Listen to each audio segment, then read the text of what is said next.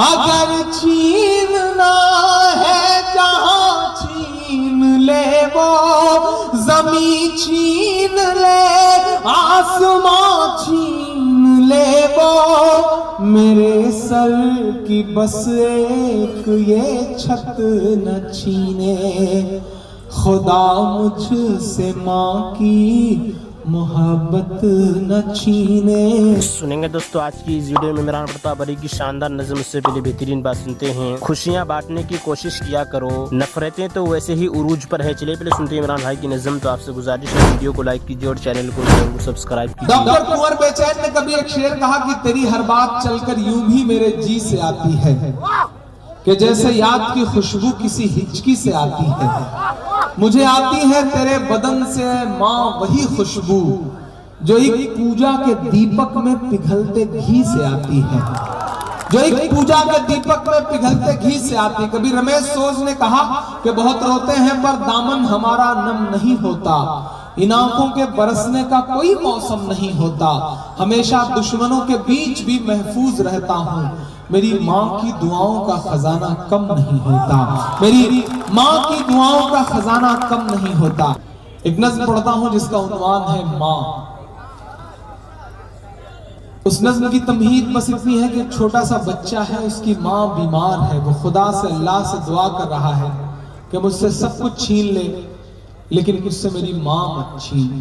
یہ نظم میں نے تب کہی جب میری امی کا آپریشن ہو رہا تھا، میں آپریشن تھیٹر کے باہر بیٹھا مسلسل روئے جا رہا تھا، اور یہ نظم آنسوؤں کے ساتھ وجود میں آئی تھی۔ میں پڑھتا ہوں صاحب اور آپ سے دعائیں مانگتا ہوں۔ خدا مجھ سے ماں کی محبت نہ چھینے، خدا مجھ سے ماں کی محبت نہ چھینے، خدا مجھ سے ماں کی محبت نہ چھینے، خدا مجھ سے ماں کی محبت نہ چھینے، اگر چھیننا ہے جہاں چھین لے وہ، زمین چھین لے آسمان چھین لے وہ، میرے سر کی بس ایک یہ چھت نہ چھینے، خدا مجھ سے ماں کی محبت نہ چھینے، خدا مجھ سے ماں کی محبت نہ چھینے، خدا مجھ سے ماں کی محبت نہ چھینے۔ کلیم کیسر صاحب نے کبھی ایک شعر کہا کہ اپنے بچوں سے لگا رکھتے ہیں سب کیا کیا امید، خوش نصیبی ہے جو اپنے پیڑ کا پھل کھا سکے، پوری کرتے رہتے ہیں بیوی کی سب فرمائشیں، اور بوڑھی ماں کا ایک چشمہ نہیں بنوا سکے، اور بوڑھی ماں کا ایک چشمہ نہیں بنوا سکے۔ وہی ماں کہتی ہے کہ اگر ٹوٹا ہوا چشمہ میرا بنوا دیا ہوتا تو میں اچھا شگن اچھا مہورت دیکھ سکتی تھی، مجھے خواہش کہاں دنیا کو دیکھوں اے میرے بیٹے، مگر چشمہ لگا کر تیری صورت دیکھ سکتی تھی، مگر چشمہ لگا کر تیری صورت دیکھ سکتی تھی۔ پہلا بند پڑھتا ہوں اس نظم کا صاحب کہ اگر ماں نہ ہوتی زمین پر نہ آتا، جو آنچل نہ ہوتا کہاں سر چھپاتا، میرا لال کہہ کر بلاتی ہے مجھ کو، کہ خود بھوکی رہ کر کھلاتی ہے مجھ کو۔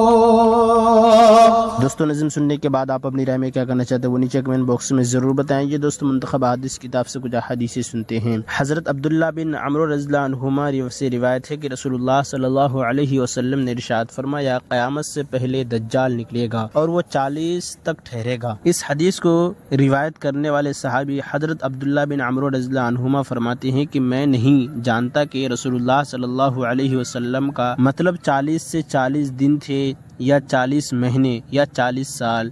آگے حدیث بیان کرتے ہیں کہ پھر اللہ تعالی حضرت عیسیٰ بن مریم علیہ السلام کو دنیا میں بھیجیں گے، گویا کہ وہ عروہ بن مسعود ہیں، یعنی ان کی شکل و صورت حضرت عروہ بن مسعود رضی اللہ عنہ سے ملتی جلتی ہوگی۔ وہ دجال کو تلاش کریں گے اور اس کا تعاقب کریں گے اور اس کو پکڑ کر اس کا خاتمہ کر دیں گے۔ پھر 7 سال تک لوگ ایسے رہیں گے کہ 2 آدمیوں کے درمیان بھی آپس میں دشمنی نہیں ہوگی۔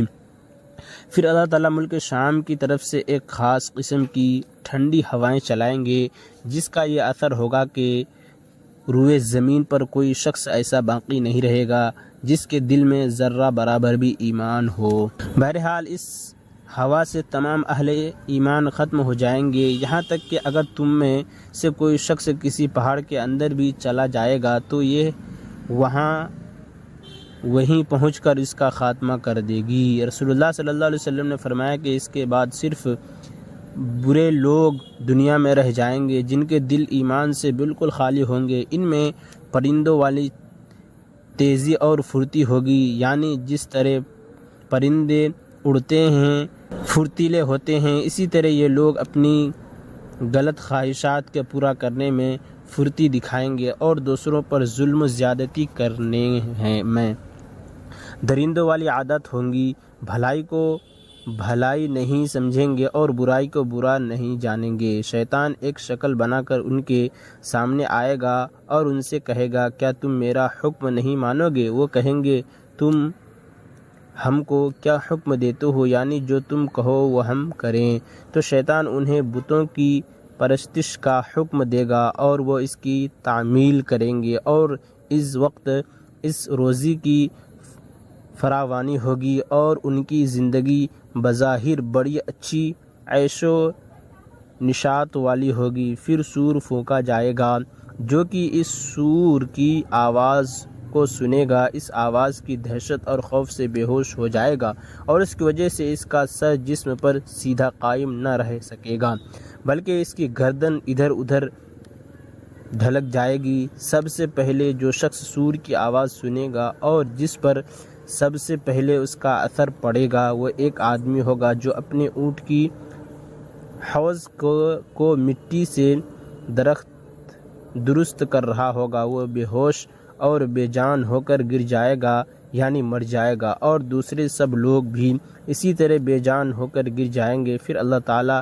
ہلکی سی بارش برسائیں گے، ایسی جیسے کہ شبنم، اس کے اثر سے انسانوں کے جسموں میں جان پڑ جائے گی۔ پھر دوسری مرتبہ سور پھونکا جائے گا تو ایک دم سب کے سب کھڑے ہو جائیں گے اور چاروں طرف دیکھنے لگیں گے۔ پھر کہا جائے گا کہ لوگوں اپنے رب کی طرف چلو، اور فرشتوں کو حکم ہوگا کہ انہیں حساب کے میدان میں کھڑا کرو، کیونکہ ان سے پوچھ ہوگی اور ان کے اعمال کا حساب ہوگا۔ پھر حکم ہوگا کہ ان میں سے دوزخیوں کے گروہ کو نکالو۔ عرض کیا جائے گا کہ کتنے میں سے کتنے؟